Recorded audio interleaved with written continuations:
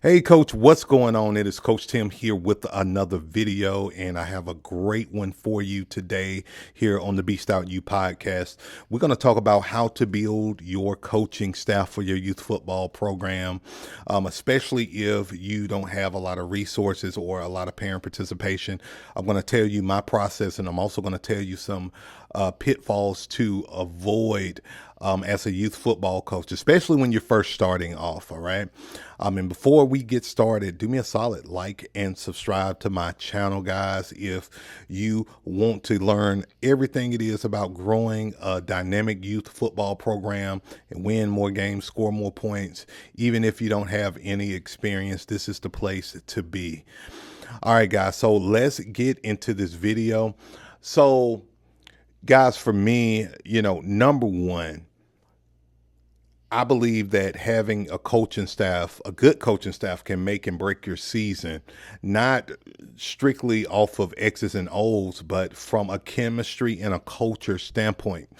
Early on in my career as a youth football coach, I won't lie, guys, I had the worst time dealing with coaches who tried to sabotage my program, who thought they knew more than I did, who had ill will and intentions to just really kind of mess my program up and take over my program. So through that experience, guys, I really was able to build a great structure and process in how I select my assistant coaches. I'm going to tell you exactly what you need to do. So number one, guys, when you are selecting your assistant coaches, you need to find somebody who respects you as a person, but respect you also as a coach. All right. They need to respect your philosophy. If you decide that you want to run the Beast offense, they need to respect it and be on board with it. If you're going to run spread RPOs, or you're going to run a 4-4 defense, whatever, it don't matter what it is, they need to respect it and be on board. As soon as you got a coach that's questioning and even critiquing what offense you're running, defense you're running, how you're coaching, that's a huge red flag. Because if they're critiquing what you do early on in the season, they're going to give you hell later on in the season, whether you're winning or losing games. If you're losing games, it gets even worse. Okay. I'm here to tell you, it gets even worse if you're losing games, because now usually the assistant coaches, they get in cahoots with each other, or they're getting cahoots with the parents. And now you got a whole nother battle on your hands. You got a toxic situation. Guys, I've seen it where best friends will fall out with each other, start their own youth football teams separate from each other, just because one of the friends tried to undermine the other. And what I've seen usually is that if one friend is the head coach, and then he bring his buddy on, or his class, his high school friend or college friend. Over time, that assistant coach may feel like, okay, I can do this better, and I can do that better, and so that's where they begin to collide. And I've seen so many occasions where friendships are lost because one coach think he can do it better than the other coach. And, I find a lot of this laughable because many a times coaches who start their own teams, they fail to realize that it's more about having the leadership skills that you need to run a great program, opposed to just coaching the X's and O's on the football field. And I tell you, that drives me freaking nuts more than anything when you have a coach that separates from their buddy or decide they want to start their own team, but they fail to realize what it takes with communication, parent engagement, leadership development with the staff, fundraising, branding, strategic planning, project management. All of those things go into play when it comes down to like literally being the head coach and the president of a youth football program. And so, you don't want to put yourself in a predicament where you have a coach that is undermining your philosophy and your leadership. So that's the first big red flag there, guys. Okay. So number two,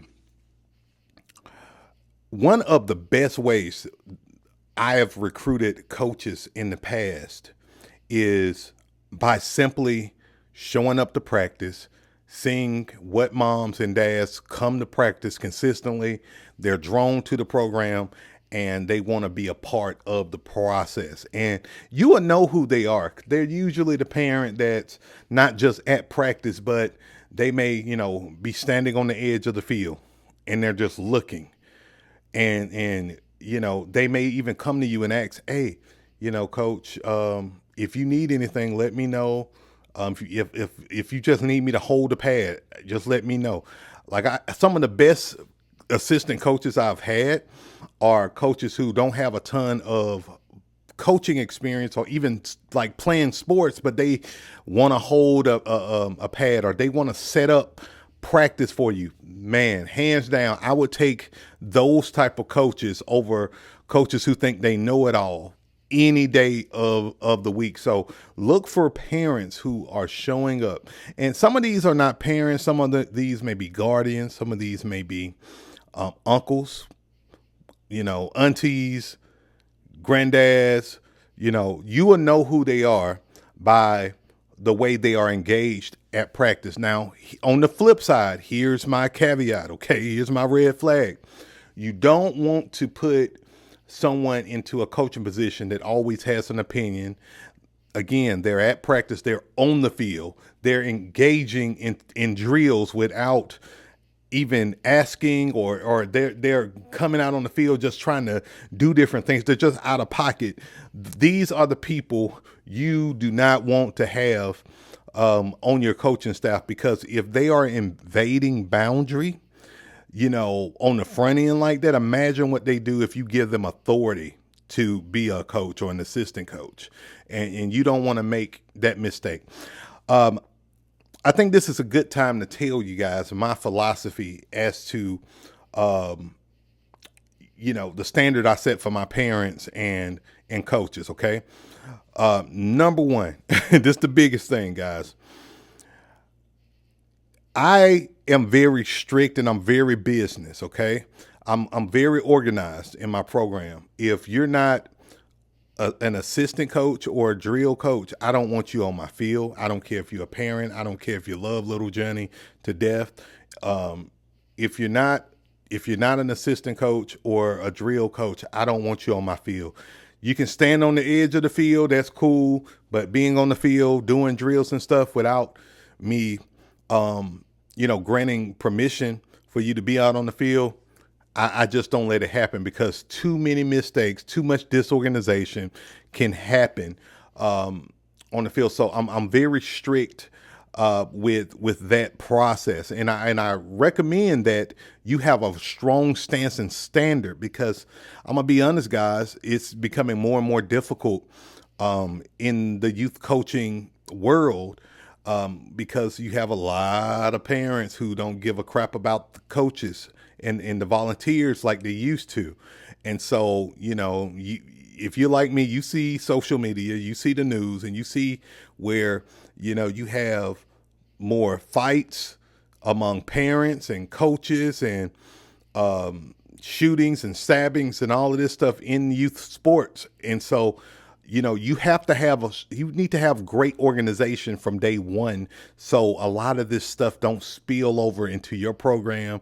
You do not want to be the program that got kicked out of a league, or that a big fight broke out between the coaching staff or between the coaches and the parents. You don't want to be that team, because guess what? You're going to have a stain on your brand, on your program, that's going to be hard to remove. And I'm here to tell you, quality parents, quality people, quality kids, they are not going to want to be among your program if those kind of things are going on. So you want to set a strong standard right off the bat. Okay. Now, number three, and this kind of going back to my red flags and things of this nature. Number three, I'm not against any coach, getting a buddy or somebody they went to school with, college, played with, to be an assistant coach. But it's very important that you establish a hierarchy, okay, in your program. I know some coaches who like to be the head coach, and then they have an offensive coordinator, defensive coordinator, conditioning coach for the youth football program. Have no problem with it whatsoever. But there needs to be strong guidelines to where the coaches have a clear understanding their boundary. If you the offensive coordinator, you focus on the offense, you leave the defense alone. If you're a defensive coordinator, you need to shut up and not say anything to that offense, right? If you're the head coach and you giving the guys that power, let them have that power, and let them also know what your role is as the head coach as it relates to governing them, okay? For me personally, in my program, I tried that. It didn't work for me. I had a staff of 7 or 8 coaches. Didn't work for me. I was over here like Nick Saban yelling at them because they were out the loop. So what I do is, especially on the youth football level, guys, if I was coaching high school, it'd be a little different. But on the youth football level, I am the offensive coordinator and I'm the defensive coordinator, okay?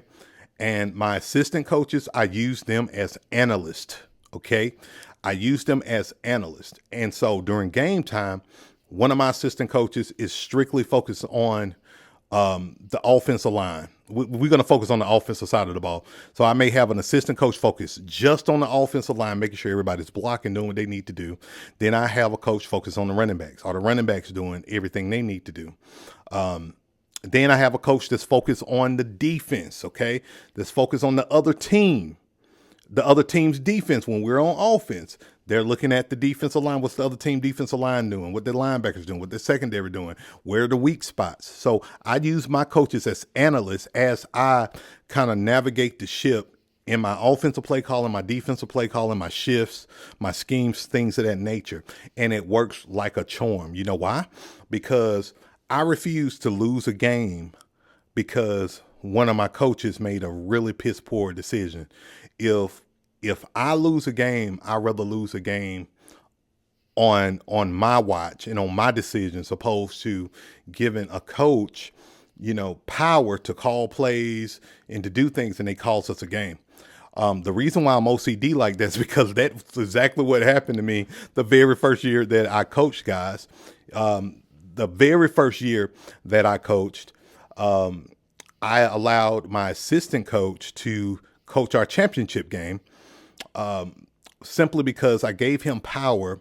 For a week, I had to go out of state to speak at the University of Connecticut, and basically what happened was I gave him the power to head coach the team in the playoffs, and they blew them guys out.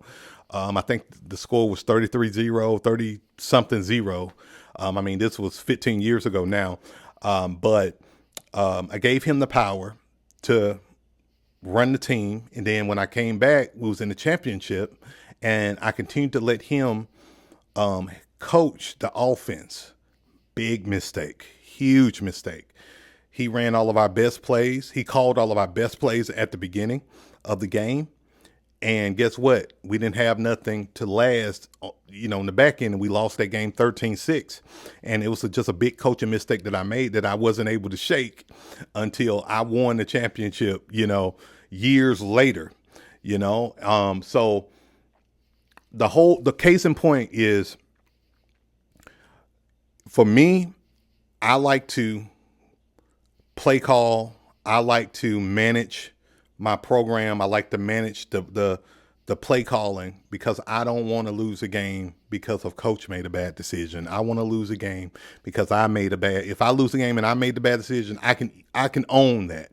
But I can't own it if I gave a coach the power to do something and it costs us the game. That's just me. That's just me, guys. They each their own on that. So that's it, guys. That's it with this video, guys. I hope you got a lot of value from it, guys.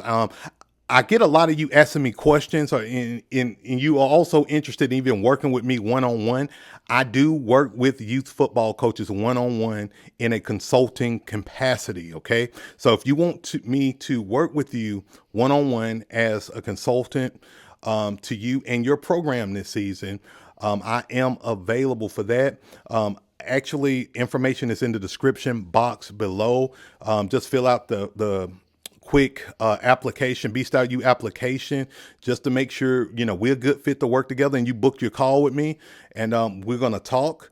And if we're a good fit, guys, we're going to work together in a consulting capacity. So if that's something you're interested in, just go in the description box below, guys. And again, that's it for this video, guys. Hit that like button, hit that subscribe button, and remember, win more games, score more points, and beast out. Till next time, guys. Peace.